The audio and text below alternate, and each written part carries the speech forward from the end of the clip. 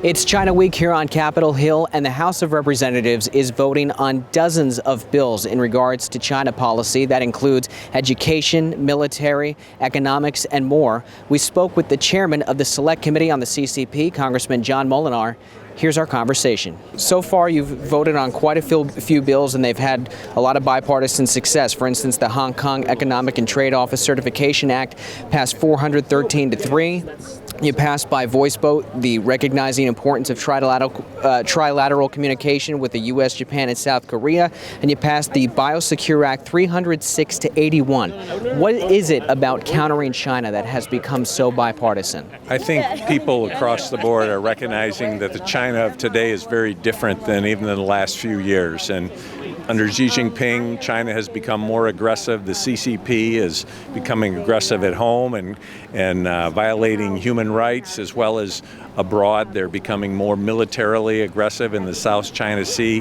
They did their first flyover in Japan where they invaded into Japanese airspace. Spying, we've had spies in America. So I think people are more aware that the China that we'd hoped for, one that would promote freedom, democracy, be a responsible leader in the world community, very different when we see they aren't respecting the rule of law. And so I think there's a general awareness that we need to push back and make sure that we're promoting the values that as Americans and the free world share. You just mentioned the South China Sea. There's NATO in Europe to counter Russia. We've got Japan, South Korea. There's also a treaty with the Philippines to protect each other, a mutual defense treaty to protect each other in the Pacific should either one of us come under attack. Is it fair to say there is going to be a coalition similar to NATO, whether formal or informal, in the Pacific to counter China? I think there's a collaboration of allies, and I would put the ones that you mentioned right up there. Japan is our strong ally, South Korea, the Philippines. I think other nations are concerned as well. Australia is taking the lead on more things to make sure that we have a free and open Indo-Pacific.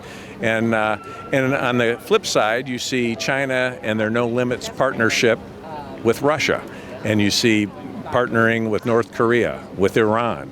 And that is very troubling when you see those nations forming alliances. And then finally, a lot of the policy in the United States right now in regards to China kind of takes the position that China does not play by the rules and China cheats. For instance, President Biden put a 100% tariff on EV vehicles from China because they were artificially lowering the prices to get a foothold in the market.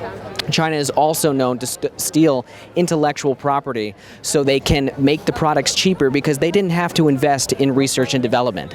Is there any diplomacy, or do you think there's enough diplomacy going on to say, hey, China, we could be much more strategic partners if you stop cheating? I think that message has been communicated. Unfortunately, I don't think that's been, reciprocity has not taken place. So I think people have been very clear that we expect respect for private property rights, for the rule of law, and China simply doesn't value that in the same way we do.